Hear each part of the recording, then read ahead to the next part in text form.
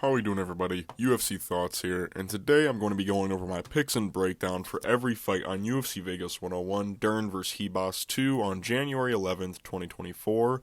Timestamps in the comments below. Let's get right into it with the first fight of 14. We start the year with Nurullo Aliev versus Solecki. Easy pick. Nurullo Aliev's going to win. Nurullo Aliev, I will say this is his first fight in coming up on 2 years. He didn't fight, I think the last time he fought was February of 2023, right? Yeah, against Rafael Alves. But he is one of these Khabib look-alike clone motherfuckers. Solecki's taking it on short notice. All Solecki knows how to do is Brazilian Jiu-Jitsu. And even though Nurullo Aliev does have chronic holes on the feet with his very jittery Renat Fakhretdinov level striking, at lightweight, which is pretty horrendous. His grappling, he's very strong, he's very big for the weight class, and Solecki is bad at fighting. So I think the first fight of the year is just going to be total domination. Now, I will say this about Nurullo Aliev going forward. I think he goes through Solecki pretty easily. I don't know how well he does past this because, like, the striking issues, but this kid also, you know, he's got chronic weight cutting issues. Chronic weight cutting. I think he's had 2 bad weight cuts in 2024 and 2023. I think it overlapped. But also, this dude is like biting people and shit. Like Ihor Severino does it. He gets cut, but this dude gets away with biting Rafael Alves. And by the way, I don't know if you guys noticed, Ihor Severino won I think it was a week or 2 ago. We all love Ihor Severino getting back in the UFC, but back to what the important is. Not Ihor Severino is way more important, but Nurullo Aliev, yeah, I think he just wrestle fucks Solecki. If he does get a finish, it'll be by TKO ground and pound. If Solecki wins, it'll be by fluky ass submission. But I don't think he's going to be able to armbar or triangle Nurullo off the back. He's going to just camp full guard or try to, and Nurullo's going to try and just like smash him against the fence, get him in that like sitting position where he's sitting like straight up, but his legs are wrapped like an anaconda and he can't get up. You know what? Like Khabib always used to do that shit. Nurullo Aliev does, like, his wrestling is very dominant. His control time is very good, and Solecki is bad. So Nurullo Aliev, I'll go 30-27, unanimous decision. I don't know if he finishes Solecki, but he could. We move to Fatima Kline versus Victoria Dudakova. Interesting matchup. I'll go with Fatima.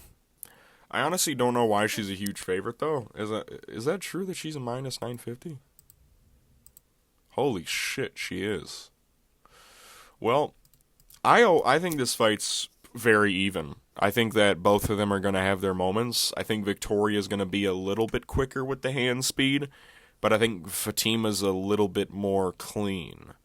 Fatima will have a kicking advantage. She has longer legs than Victoria. I think she'll probably have the grappling advantage, seeing as she was able to get takedowns, or not get takedowns, but she was able to grapple a little bit with Jasmine Jasudavicius, even though she was getting put in bad positions. But, you know, she was able to grapple with her. She even got a takedown. And, you know, Victoria Dudakova, to be fair, hasn't really had the greatest career in the UFC. You have a very weird, fluky injury TKO win over Estela Nunes.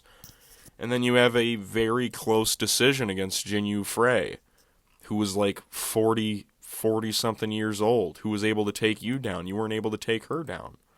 Her striking looked all right. The Sam Hughes fight was very surprisingly weird of a performance from her. It seemed like the pace of Sam Hughes really started to crumble her, even at like the end of the first round. I think Victoria will have a clinch advantage, striking-wise. Like, ability to do damage in the clinch, Victoria actually does have some mean knees. But I think Fatima, she's working with Erin Blanchfield, you know, who's got that clutch gene in her now, I guess. And I think that she'll be able to grapple with Victoria Dudakova. I don't think Victoria Dudakova is that great anymore. I knew that going into the Sam Hughes fight. I know that she's not great. I just kind of picked her because I was like, who's going to pick against the undefeated women fighter, you know what I mean?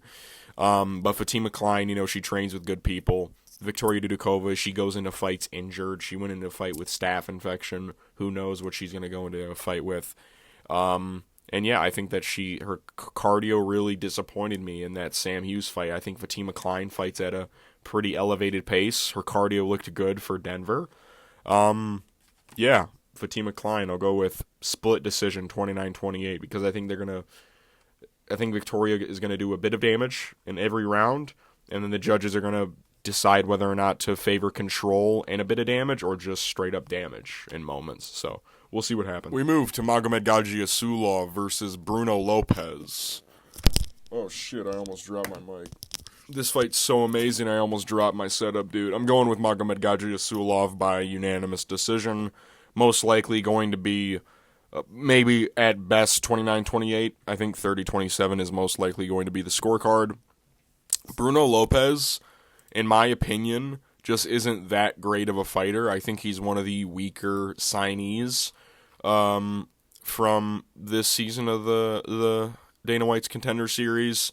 He's fought in the LFA, but a lot of the people that he's beaten in the LFA aren't the greatest of competition. His record's super bloated. I just don't really think he's all that great. I mean, comparing opponents that they fought, they have one opponent in common. Brennison Ribeiro and Bruno got knocked out by him. Magomed Gadzhiyasulov had a tough fight with him, but he won by decision. I think Bruno Lopes can get out grappled in this fight, and on the feet, I think Magomed Gadzhiyasulov is just that bit more technical that he needs to be able to outpoint Bruno Lopes in certain situations. And Bruno Lopes' striking defense is very awkward. He gets caught because he moves in a very linear path. So those straight shots are able to crack him, those loopy overhand rights. But Magomed's more tight and compact, so his shots are going to have a bit more volume on them. He has a lot of variety. His kicking game's very interesting. I think he's going to be whipping low kicks at Bruno. That's something that what was his name? Sarkisian? The one guy he beat on the Contender. I don't even know how to pronounce that dude's name. Sajinani?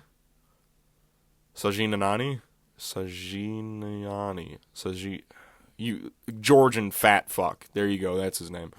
I think that Bruno Lopes is probably going to lose. He can counter Magomed. His counter punching is actually pretty decent, and he does well when opponents get tired. We saw that in that Contender Series bout where the dude just threw the kitchen sink in like the first round and a half and then gassed himself out because he is fat. I don't think Bruno Lopes is all that great. That's about it. He has a very bloated 13-1 record. I think Magomed Gadzhiyasulov, who has a bloated 9-0 record, to be fair, I think he's just a bit more technical. That's about it. We move to Ernesta Kareckaite versus Nicolle Caliari. I'll go with Ernesta on this one. It's a tough fight. I think it's a little tricky to predict because I think if you pick Nicolle, you're picking her to be able to take down and sub Ernesta.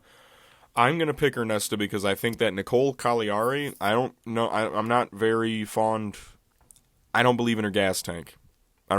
All of her wins are in the first two rounds, and past that, she's lost. She went to a third round once and got submitted by Kay Hansen. Yeah, Kay Hansen, who does OnlyFans now, she got submitted by her. And then she lost a decision to Saria Kondo, who's 6-3. I am a little fearful of the ground exchanges in this, but also Nicolle, she's 5'3". She's a midget, and she's not even that. Her striking prowess isn't going to be that fundamentally sound in this fight because she has short arms going up against Ernesta Kareckaite, who actually knows how to manage distance decently well enough. She does enter the pocket sometimes, like Fondura, Fondura in boxing, who's like 6 foot tall. He has like an 80-inch reach at like lightweight, or not lightweight. What weight class does Fondura fight at in boxing where he just kind of gets in the pocket sometimes? Ernesta does it sound like fucking stay on the outside. But Ernesta has cardio for days. She can throw 400 punches and still be able to go. I think Nicolle, she might win the first round. I think if she gets Ernesta down, it's going to be hard for her to get back up. But I mean, Ernesta was able to grapple with Dion Barbosa for a little bit, and she was doing decently fine. She got in some tricky positions, but I think Dion Barbosa is very good. I think she's very good at fighting. Not very good at fighting. I think her jiu-jitsu and judo are incredible, and she was able to fight out of those positions. So I I think that Ernesta, even if it does get to a little bit of a hairy situation, I think she'll do just fine. And also, the size difference in this fight, 5'9 versus 5'3, 71-inch reach versus 62-inch reach. Ernesta's younger. She already has UFC experience. She fought Dion Barbosa, who went to a decision with Miranda Maverick already. And Ernesta arguably has a good argument to win the fight against Dion Barbosa in their meetup at 301. I think I scored it for Dion, but it was a close fight. Ernesta,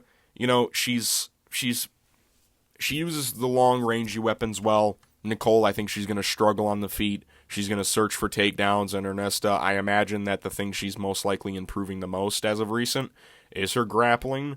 She had from May to increase that. Nicolle Caliari, even though she's seen as like this submission specialist, she only has 3 subs. She's mostly TKOing people on the ground. She's not really searching for submissions. I think she's going to gas out and wane. And I think Ernesta is either going to get a standing TKO in the 3rd round or she'll win a decision 29-28. We move to Preston Parsons versus Jacobe Smith. I'm going to go with Jacobe Smith. I honestly like him in this matchup. I will say that I wish it wasn't on short notice because it does make it a little interesting.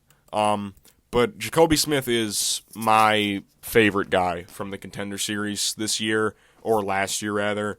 His fight was nuts. He displayed some of the slickest grappling and just pure wrestling I've seen in a while from an American guy, from an American prospect. You usually see some goofy shit like this from like Brazilians and Russians. I mean, the shit he did to get him where he blew his knee out with the fucking where he had his back and then he jumped on his knee. That shit's nuts.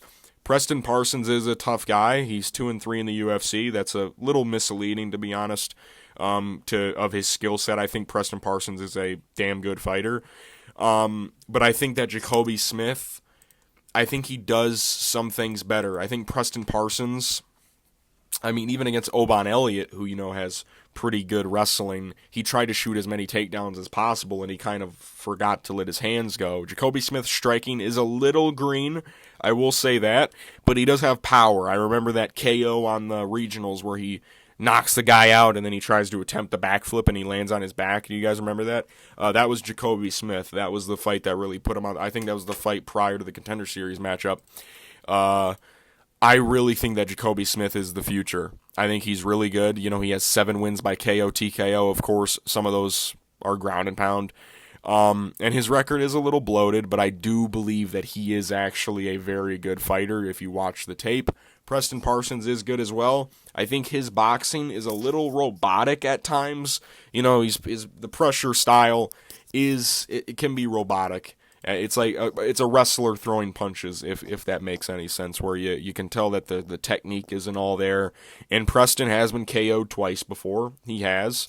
And he's also been submitted. And Jacobe Smith, he's not really a submission guy. He's more of a pound you out, pause. I think that he can do that. I think he can do that in the first round. I think Preston Parsons might go in here not really evaluating how good of a wrestler Jacobe Smith is, and I think he might get taken out in the first round. So I'll go Jacobe Smith, first round ground and pound TKO. Or maybe he just TKOs Preston on the feet with raw power, catches Preston when he's against the fence. Maybe early on Preston isn't laying on the pressure as he usually does, because he might be a little fearful of a Jacobe Smith takedown. But I think that Jacobe Smith wins either way. We move to Thiago Moisés versus Trey Ogden. If you've been watching the channel, you know my boy is Trey Ogden. I'm picking Trey Ogden, constant underdog, crafty vet, Trey Ogden, coach on the side, avid 29-28 winner on the side. Thiago Moisés is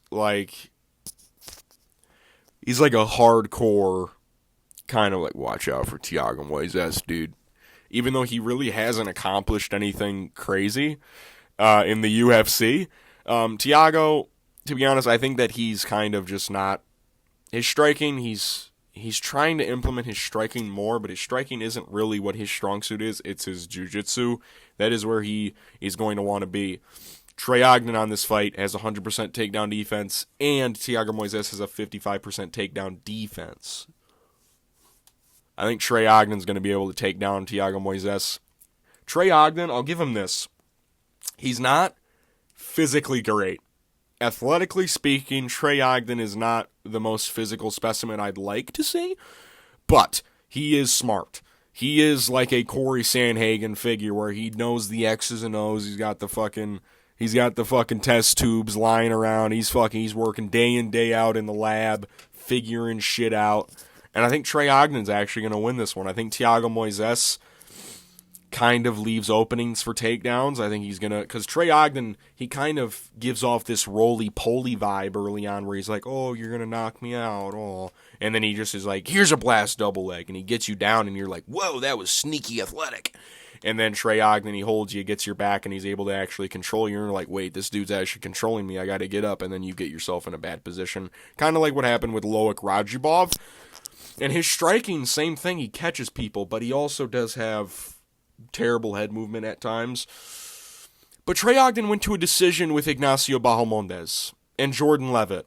And, he's never been knocked out, but he has, like, some jitterbug things going on. He's been subbed a couple of times. Boo-hoo. The last time he got subbed was 2019. Who cares? Thiago Moisés. When's the last time this dude subbed anybody? When's the last time? It was probably fucking Melcog. It was probably Melquizel. It was. That was in 2023. That's actually not that long ago. Shit. But anyways, you get the point. Trey Ogden, by whatever he wants. Probably controversial 29-28 split decision. You know how it goes. I think Thiago Moisés might have success late, as people usually do against Trey Ogden, but I think the roly-poly's going to get it done, dude. Trey Ogden, this is a throwaway pick. I don't give a shit. We move to Marco Tulio versus Ihor Potieria. I'll go with Marco. This is a weird fight, though, I will say. I do think Ihor does have a chance to win. He's a plus 380. That's wild. I think Marco Tulio, because here's the thing. Ihor does have a size advantage, but that doesn't really mean much to me because Marco has already fought bigger guys. His last 3 fights are against guys 6'3" to 6'6", I think. That doesn't really scare me. What does scare me a little bit is Marco's chin is on a silver platter when he's charging in. Now, to be fair, Marco is very explosive. He does have great striking tendencies, and he can also grapple a little bit, which I think will help him a lot in this fight against Ihor Potieria, who we've seen struggle in grappling exchanges at times, who also is a bit explosive, hasn't had the greatest tenure in the UFC. I think that 2-5 record is a little bit, it doesn't really tell the true story about Ihor. I think Ihor is a better fighter than what his UFC record states, but I do believe that Marco Tulio will win. I think Ihor Potieria at times is just, he slows down and he keeps fighting the same way.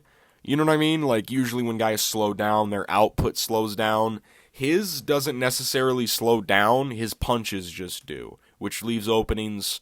It leaves more openings with the speed that he has. And I think Marco Tulio can crack him either coming in, or he can make it kind of a stinkier fight against the fence, try and weigh on Ihor Potieria, try and drag him to the canvas. Ihor only has like a 67-something% takedown defense. Marco Tulio was dominating dudes with his grappling. Now he dominated Ugari Belarusi. I know he's a kickboxer, but you know who I'm talking about. Paya's friend. Ihor, I think he's going to be a step behind. He can definitely knock out Marco, because like I said, Marco, while explosive, does leave openings. I think Marco, he has some great setups. He throws off the lead leg kicks, and Ihor is a southpaw. Marco's already throwing the lead leg kick, which is on the outside of that leg. He throws a lot of them. He's very explosive. He sets his striking, like his punches, off of those kicks. He, I think Marco Tulio is decent. I think he's a decent fighter, and I think you need to be decent to beat Ihor. I think he's decent enough to beat Ihor Potieria. So we'll see how Marco Tulio does at middleweight. We'll see what happens. We move to the featured prelim, José Johnson versus Felipe Bunes. I'm going to go with José Johnson. Some of the most disgusting records in the entirety of the UFC, to be fair. But I think José Johnson, I think he's always just going to be tricky to fight. And I think you need to be talented to beat him. Felipe Bunes is somewhat talented. He's quick. He's got very fast twitch muscle, especially in the first round. He's got great speed. His straight punches are very well. He sets up strikes very well. That was against a 5'5". How tall is Josh? How tall are we talking, Josh? Josh, how tall are you, Bob? How tall are you, Josh? He's 5'5". He's 5'5". This guy is 7 inches taller than that. I think José's always a tricky fight. It doesn't help that Felipe Bunes is 35 years old. 35 at flyweight. You only have one fight in the UFC. You're kind of cooked, man. I'm sorry. Felipe Bunes, to his credit, is a finisher, I believe. How many wins? Yeah, he's got 11 wins by finish, 8 of which are by submission, which that is how you beat José Johnson. You kind of get in a lucky position and submit him because he kind of does have weak takedown defense. But I think José Johnson, I think Felipe Bunes, why did I just say both their names? I think Felipe Bunes' cardio is shit. The talent level from the first to second round against Joshua Van had a huge dip because he just started to fatigue. And that's because Joshua Van was just, in that second round, just turned a switch. José Johnson is constantly throwing teeps to the body, throwing a straight punch to the face, using range very well. There are times where he'll get a little scattered brain and get in the pocket with people like he did against Asu Almabayev, which, I mean, like, Asu Almabayev is good. Damone Blackshear is good. He's only lost to good guys in the UFC. Felipe Bunes, of course, has only lost to Joshua Van, who's better than all those guys. Bites lip passionately. I'm joking, of course. But José Johnson, I think he's just tricky. He's 6 foot at flyweight. That's about it. Like, I knew Asu was going to beat him because Asu's actually pretty solid. Felipe Bunes is 35. He's got not great cardio. His takedown attempts aren't even crazy good, if I'm being honest. He can win, but I think the safer pick is José Johnson, to be fair. We move to the start of the main card. Punahele Soriano versus Uros Medic. I'm going to go with Punahele. Now, this can be a blow-up-in-my-face pick. Uros can honestly finish Punahele. He can either finish him or just school him to a decision. I think Uros Medic's takedown defense is tragic, and I think that people who are pretty strong do well against him in the clinch and in the cage. It's a smaller cage. It's in the apex. I think Punahele is going to be able to push him against the fence, get double legs, drag him to the ground. Uros, I mean, a heavily hurt and rocked Muktabek Orobai was able to take him down at will in that first round, even after getting hit with a knee when he was basically on the ground. You know, Uros is very slick on the feet, does very well. He's very slick, of course. Punahele does leave openings. We've seen that happen before. Of course, Roman Kopylov teed him up to a decision. Their gas tanks are very questionable. Punahele a bit more. But, I mean, that Miguel Baeza performance was actually pretty good.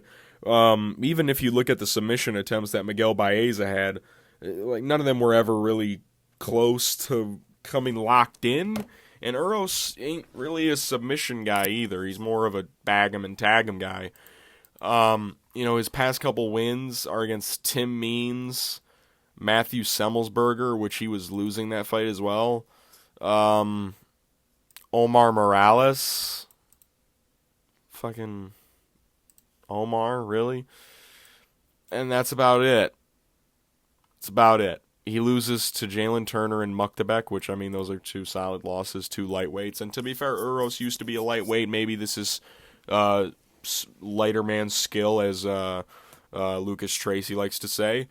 But I think Uros Medic, he's become a welterweight. And so has Punahele Soriano. They've both been here for enough time that they are just welterweights. Punahele, I just think that he's a bit too strong in the grappling. Uros has like a 55% takedown defense. Punahele has a 56% takedown accuracy. You know, that just, it speaks to me a little bit. It speaks to me. And also, Punahele does have power, and we've seen Uros get hurt, same with Punahele and same with Uros. I mean, it's kind of like a vice versa thing. Both have power, both can hurt each other on the feet. I just think Punahele has better grappling. So I think that's going to be the equalizer and the reason why Uros will lose in this fight. Let's see what happens. We move to Christian Rodriguez versus Austin Bashi. I'm going to pick Austin Bashi, but I will say, this fight has all the telltale signs of C-Rod somehow becoming one of the best fighters on the roster somehow. Austin Bashi, very young, 23 years old, very good wrestling background, very pristine record, undefeated. Does it sound like a lot of other people to you guys? Sounds like me to like Raul Rosas Jr., Cameron Simon, and Isaac Bulgarian. But he loses to Julian Erosa.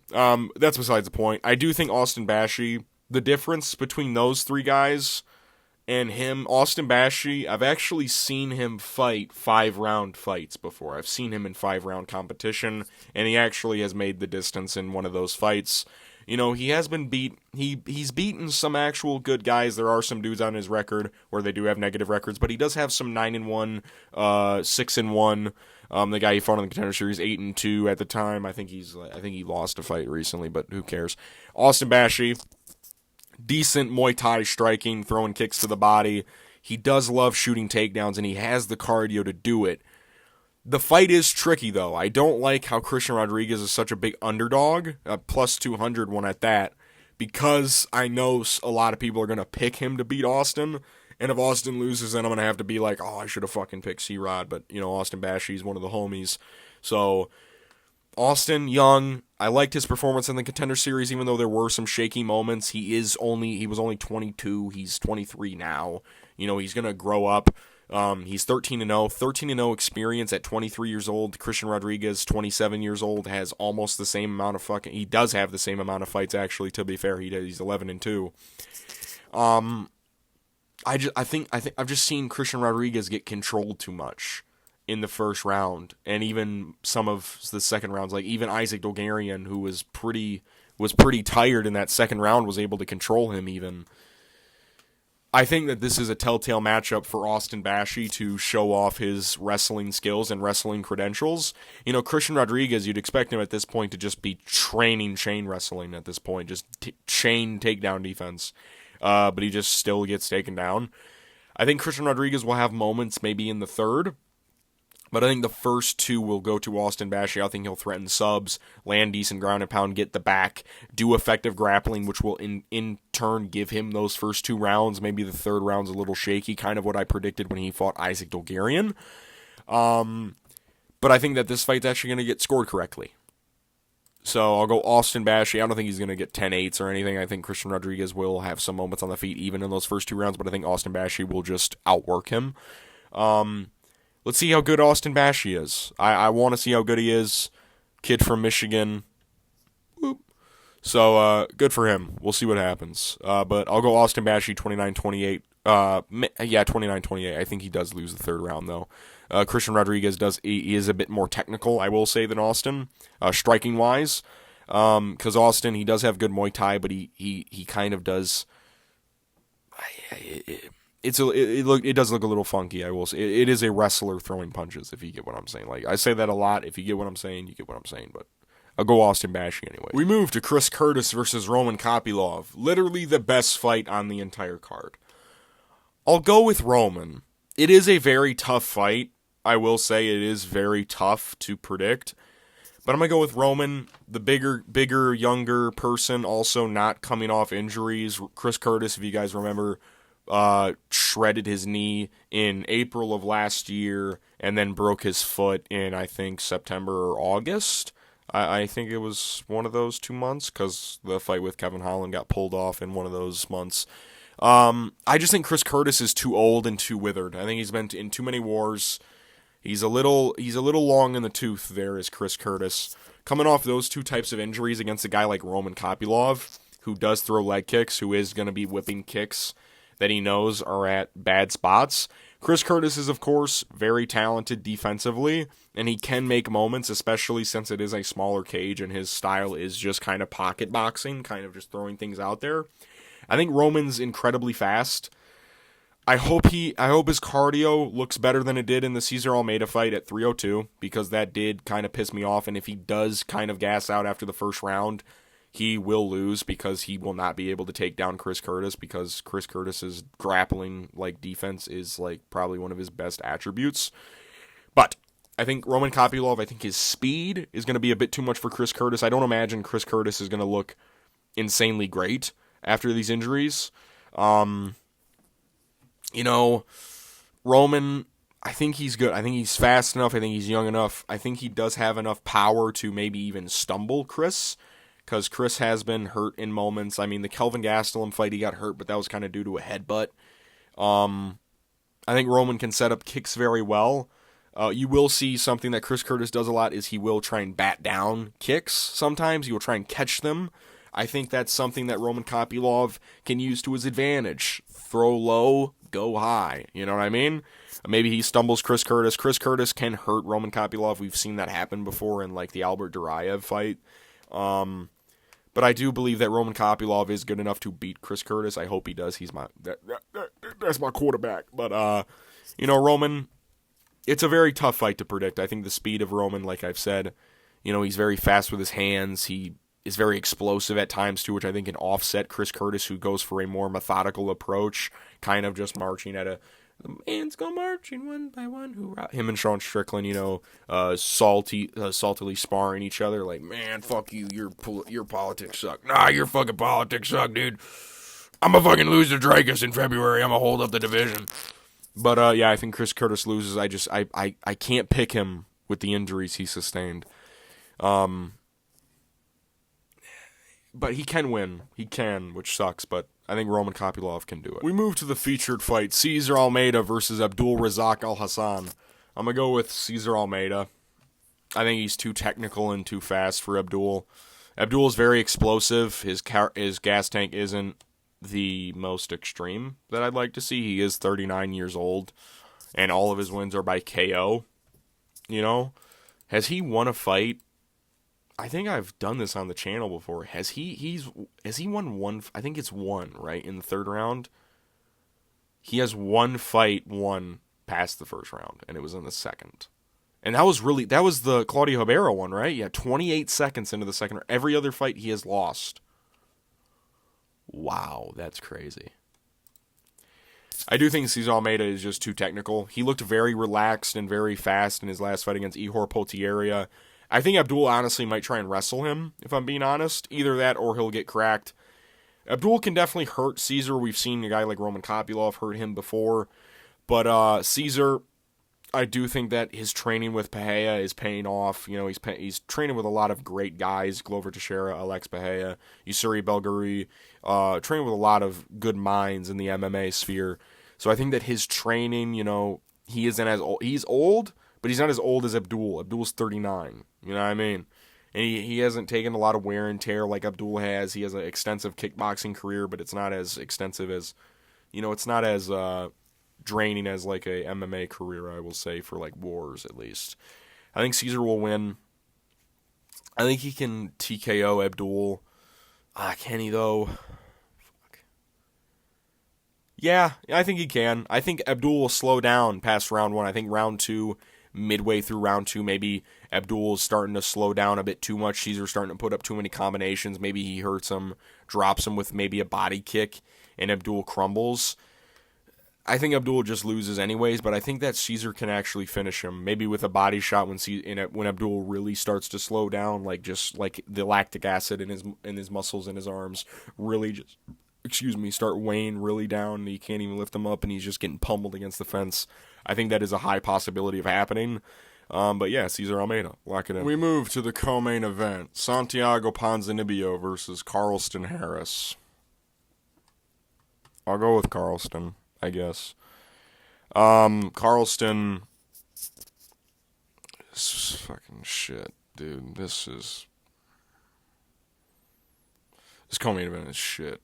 I honestly don't even feel like breaking this shit down, if I'm being honest. Santiago Ponzinibbio, they're both old. They're both 38, 37. Both of them are coming off losses. Santiago's a bit more, he's coming off two, to be fair. He got knocked out by Kevin Holland. Santiago is inactive as fuck. I will say that. He is very inactive.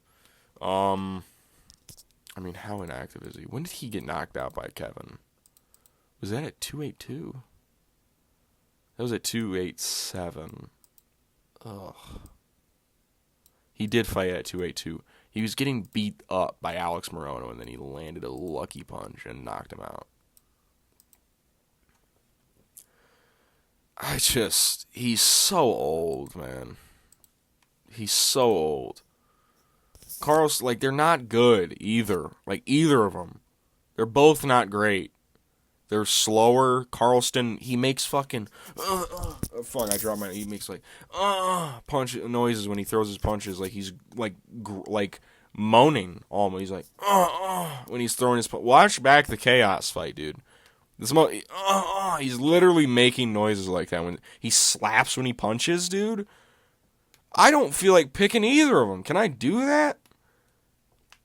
No, I can't do that, but I think Carlston Harris has a bit more avenues to victory here. You know, his grappling is actually all right. He's tried to grapple with Dagestanis before. He's tried to, I think he went for a takedown on Shavkat Rakhmonov. He has confidence with his striking at least, which I guess is a plus. I don't know. You know, Carlston, you know, he's all right.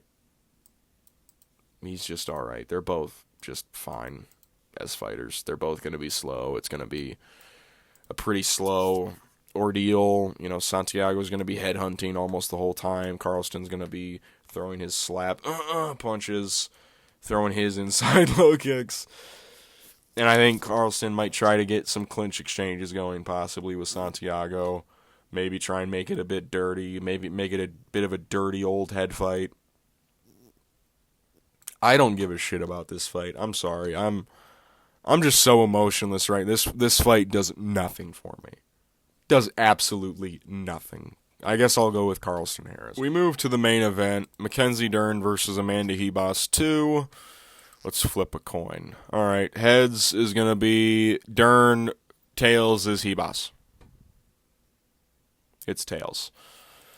Amanda Ribas it is. I was going to pick her anyways, to be honest. They, like I said, this is a rematch. They've fought before. Amanda Ribas beat Mackenzie Dern the first time. She actually out-grappled her in moments. I think to beat Amanda Ribas, you actually have to have some sort of striking game and power to beat her, kind of like a Macy Barber, kind of like a Caitlin Sermonara. But I just don't think Amanda Dern oh my god, this main event is so bad it made me go fucking autistic. I think Mackenzie Dern doesn't have either of those things. She doesn't really have a lot of punching power unless she's fighting fucking Angela Hill for some reason. And her striking just isn't as clean as I'd like it to be. She's improved, but she hasn't improved enough to where her striking is better than the nothing burger that Amanda Ribas offers. And to be honest, I think Amanda Ribas actually has some decent judo throws. I mean, we saw it against Mackenzie Dern in the first fight. We saw it against Rose Namajunas in her most recent fight. Was that Ribas' most recent fight? Was that her most recent fight? Was that Rose fight? It was. I've seen her go 5 rounds before confidently and actually have cardio near the end. You know, Mackenzie Dern, she had a 5-round fight with Angela Hill, but Angela Hill looked a bit over the hill in that one. No pun intended. She looked way better in her fights following. Kind of just was like a little bit of a fluky, not fluky, but kind of outlier of performances. You know, Amanda Ribas was cracking with Macy Barber for as long as that fight lasted, and then she got hurt. She's beating Viviane Araujo. She's having a close fight with Caitlin Sermonara. She's beating Verna Jandiroba. You know what I mean? Like, she also has submissions under her arsenal, too. You have to kind of knock out Amanda Ribas. Macy Barber did it. Marina Rodriguez did it. Pauliana Viana did it. Like, you gotta be able to finish her. And I don't, like, Mackenzie Dern can sub her, but no one's subbed Amanda Ribas yet. And Mackenzie Dern, when was the last time she fucking submitted anybody? When was the last time Mackenzie Dern got a fucking submission win? Fucking Nina Nunes in 2021. This fat lesbian. Cool, dude. that was really mean, I'm sorry.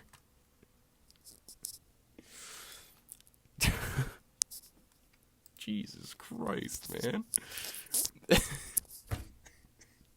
Dude, that was so mean. I'm so sorry, dude.